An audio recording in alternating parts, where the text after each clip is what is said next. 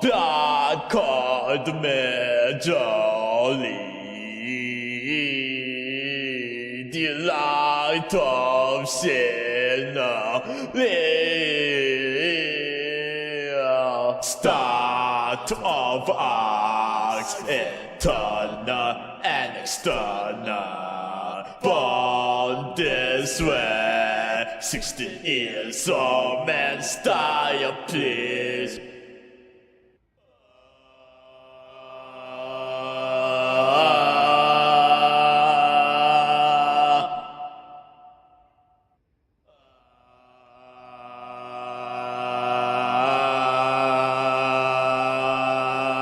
Sometimes I do wish I had less seagull. Something tormenting some girl. I couldn't relate to it the slightest, but I guess I've never been protected. The good ones on the my criteria. The battlefield maddening gender. The only dancer comes from this very song. What's my identity?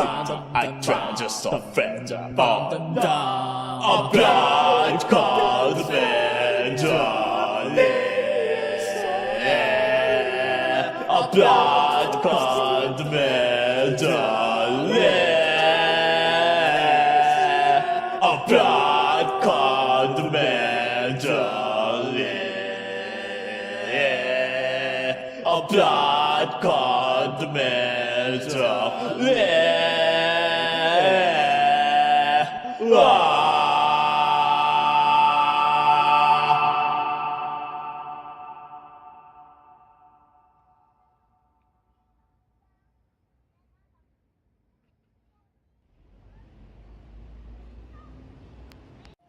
Let me tell you a story.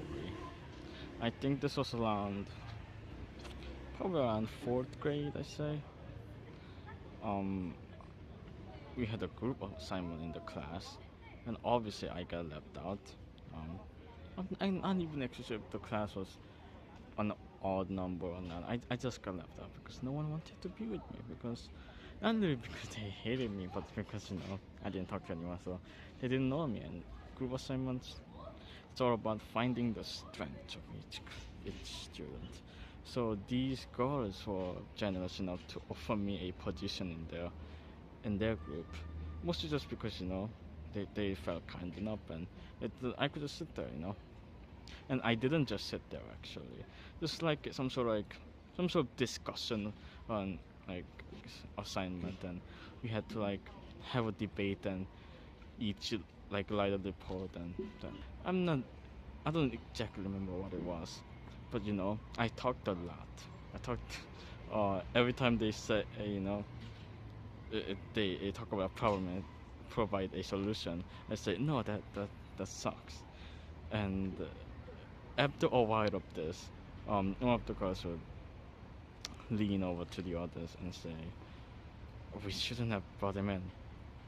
And I was like, you are right. You shouldn't have.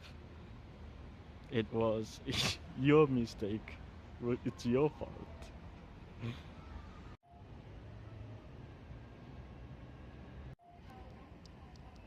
I think paradoxically, input and output are both overrated and underrated. And that is because most people look over the output. Most people don't think about expressing the information that they've been given. They just absorb information and go, well, I learned a new thing today. They don't go I'm now gonna go an essay about this topic. No, just understand it as it is. But you have to express things, and we express things every day. We talk to people, we discuss things about things, we think to ourselves, we talk to ourselves. We internalize these emotions through whatever methods we have. It's just that no one does this consciously. Now, most people, and I think it's very important to be aware of the output you're putting out, because the more you're doing it, the closer you get to understanding yourself. And input, even though everyone, I said, not everyone has output. Some people never think about um, expressing the information they're given. They just live like a hermit. But everyone has an input. Everyone lives learning new things every day. You know, you learn 1,000 names every day. Make sure this is one of them. Reference. But again, it's the same problem. No one does it consciously. And also, some people don't do it enough. Even though everyone does it, some people just doesn't do it enough. People ask like, how do you get better at music? The only really answer here is to listen to more music, then make more music. But most people only focus on the make music part. Once people are set out to do output consciously, they forget about consuming input. They forget about this one thing that was once natural to them. People kind of like try to beeline it for the goal, but it's about the journey, not the destination. You have to listen to music to make music. You have to read books to write books. The input is arguably much more important than the output. The problem is that people don't do output. But you are going to do output. You can't forget about the input as well. You have to do both. Ideally, you'll do more input than output, but not by too much. That's the idea.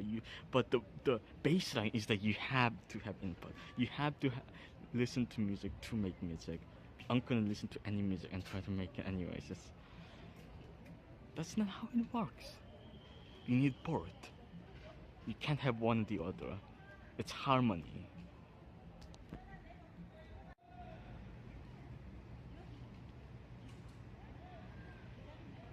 Let me tell you a story.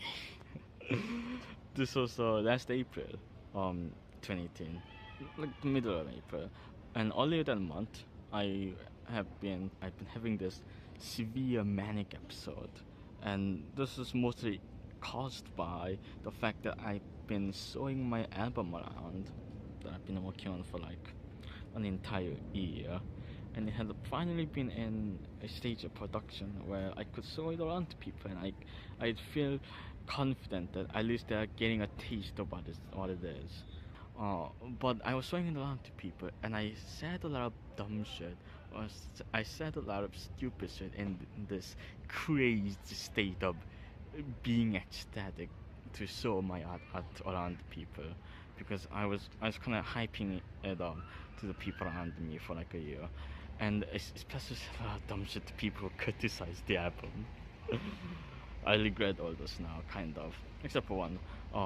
But in the midst of doing all this, and the stupidest thing I did was, I went on this subreddit r/lighting, and I kind of wrote this rant post about Stephen King, not his books, but his writings advice book called On Writing, and I hate this book because it's, in my opinion, a lot of really inconsistent and also not very helpful advices, like don't use adverbs. It's like you can just don't use them too much. You can say about any other form of wording. You shouldn't use too many nouns. You shouldn't too many verbs in a row. Of course, it's like you shouldn't use too many adjectives. Like it's all about balance. It's about harmony.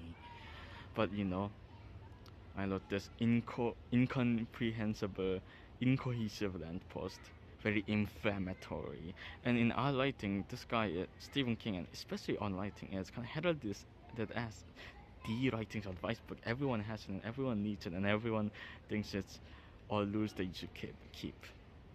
So obviously, what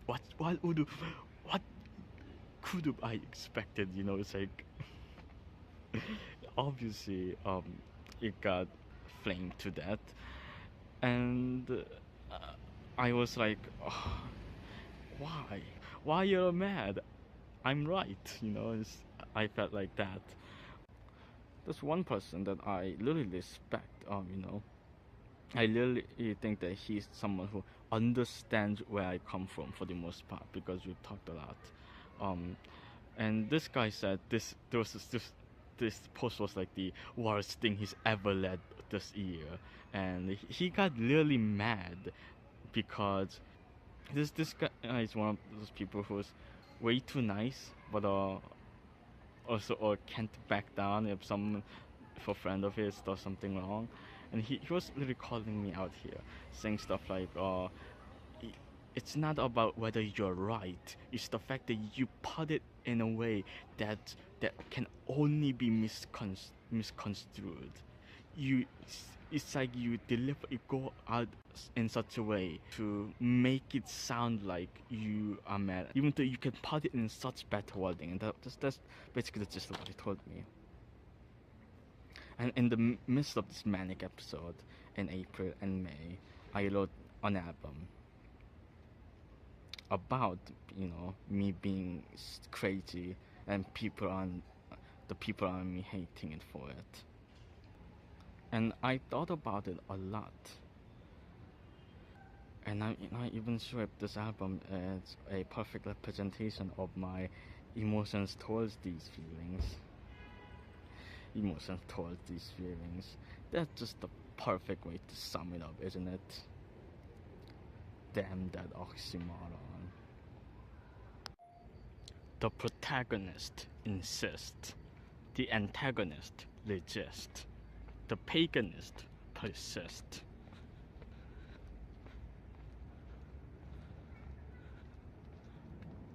And the agonist consists.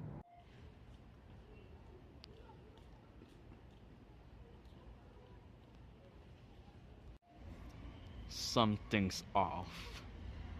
My mere existence is an anomaly in this world. It is abnormal in the most apt sense of the word. And I write about it. The contradiction, the confusion. And I filter it all again through the lens of a narrative. I want to continue on this line of thought that I had in the last video, where I said I was a narrative thinker, as that I divide my life into seasons. Well, I figured out what the seasons are. Season 1 is, and I divided it into years as well. Season 1 is 2002 to 2008. This is age 0 to 6. This is just my toddler life. This is introduction. This is just kind of introducing me as a character and the side characters, of course, as well, my family. And 2008 is the season finale, because that's one of the turning points in my life. There are multiple turning points, and those are always the season finales. In 2008, my father died. Actually, it was 2009. My dad died, and I had my first grade of school in 2009. That was the season 1 finale. I'm sorry if I keep saying it's 2008 in this video. It was 2009. Anyways, Futureland shall now take its leave. And he had been ill and sick for a few years prior to that, because his business had gone to shreds. So we were actually quite a middle class family, but I don't remember any of that, because I was just kind of born around the time when our family was stacking up a lot of debt. And from kind of the shock and the shame from that, he had a lot of stress, and it culminated to his passing. In 2008, my father passed away, and I joined elementary school, where I first discovered the social interaction, because I didn't have any before that, and it was quite terrible. And season 2 is all about this. Season 2, 2008 to 2011, my first, second, and third grade. The portrayal of my early school life coming to cope with myself, because this is at the time when I'm not confident in myself. The egotistical lens you see today does not exist. That only happens at the season finale of season 2 here. So season 2 is all about exploring my depressed elementary school life. And 2011 is when it culminates and explodes in this climax, where I tell my mother about these troubles I've been having. And she's been wanting to move for a while now because she didn't like the city we lived in the first place. In the middle of third grade in 2011, I moved to this place, and that's when kind of everything changed, because I no longer had bullies around me, and I had a lot more time to kind of self-reflect. Season 3 is 2011 to 2016. This is when the lands we know is fully formed into a cohesive being. There was a lot of things happening.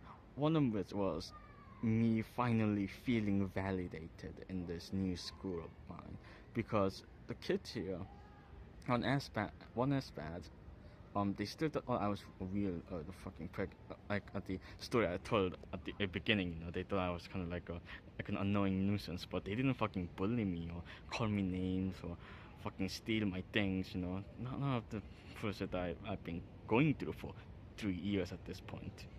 A few times, the art I've been making, my books, my novels, sometimes were acknowledged by my peers and my teachers. Unlike because I actually kind of mustered up the courage to tell other people about my art, and most of the time the reception was overwhelmingly positive, and especially my teacher would tell me to pursue my dreams, and you should write more, you could be a writer, and I was really happy, but this happiness led to my mania developing. And I think around 5th grade, 4th grade, it's probably when I had my first manic episode. That's probably when it kind of sorted itself, when I started developing the ego now I have, because I've always had lack of self-esteem. My ego is simply a symptom of my lack of self-esteem. It's me trying to cope with the fact that I'm a nobody, that I don't belong in any kind of any place in society. That feeling of constant invalidation is what developed the ego, and then the ego is what brought me the validation. So you think that it should go away, but it only feeds into each other. It's a feedback loop. Season 4 is where we are at like now. It's 2016 to 2018. This is the I'm becoming a rock star arc, where I start making music. And since it's not finished yet, I'm not the one to hastily judge a season. I usually binge watch anime. I don't watch it weekly. We only find out what kind of thematic through points this arc, this season has once it's done. But so far, it's been going pretty great. It's been fun making music, and hopefully it has a really great ending. And just like all the other seasons, I get to learn something about myself in a major way that really develops me as a person. Because that's the only reason I do this thing. Only reason I have this filter. So I can recount my experiences and the things I've learned and process it in an entertaining way, so I won't ever forget them. Let's say you're crossing the road and you look to the side and there's a truck heading towards your way, and at a speed where it's incredibly obvious that it can't stop before impact unless you move out of the way. And instead of doing just that, you just stop, you freeze, your legs turn to jelly, the anxiety, the fear of incoming imminent possible death, and your blood rushes to your head and adrenaline pumping. Even though the problem is right in front of you, And even if people are yelling at you, from the other side, yelling, "Run," or "Just move," "Watch out." Even if somebody is telling you the solution outright, even though you have everything at your disposal to make things right, you can do it by yourself, but you can't. You just stop. You wait for someone else to do it for you, or you think it's just gonna work out. Maybe something else is going to happen. Maybe the truck will stop miraculously. This goes against rational thought. You think the ifs and either's. You think about any way you can do to not move and also survive, even though you very well much know subconsciously that can't happen. And all you had to do was to just move out of the fucking way.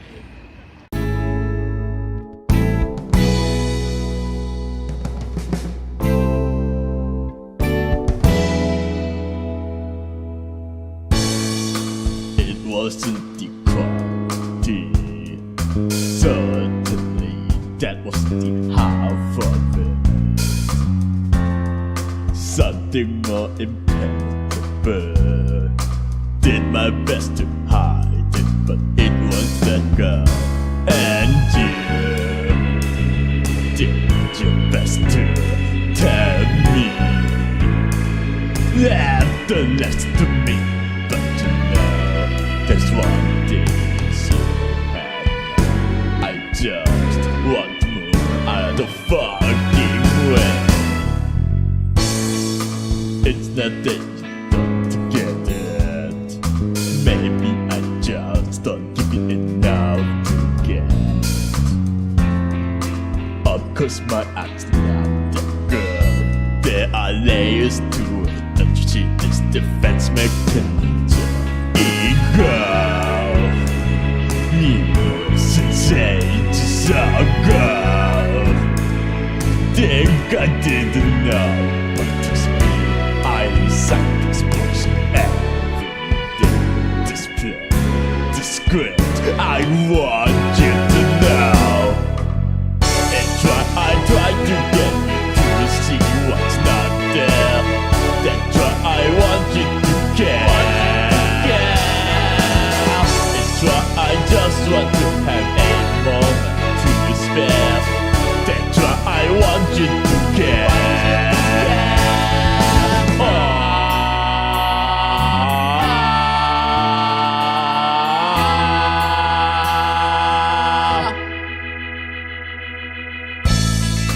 Maybe it's the man you are. Maybe it's to do with the attitude. Everything I say is clear, but people are waiting for me. Perhaps that's them some the answer. Translation, the only way to get your attention, so people don't have to put up who I am. But even that doesn't actually work. It's why I try to get to see what's not there. That's why I want you to care. That's why I just want to have a moment to spare. That's why I want you to care. It's why I try to get you to see what's not there. That's why I want you to care. It's why I just want to have a moment to spare. That's why I want you to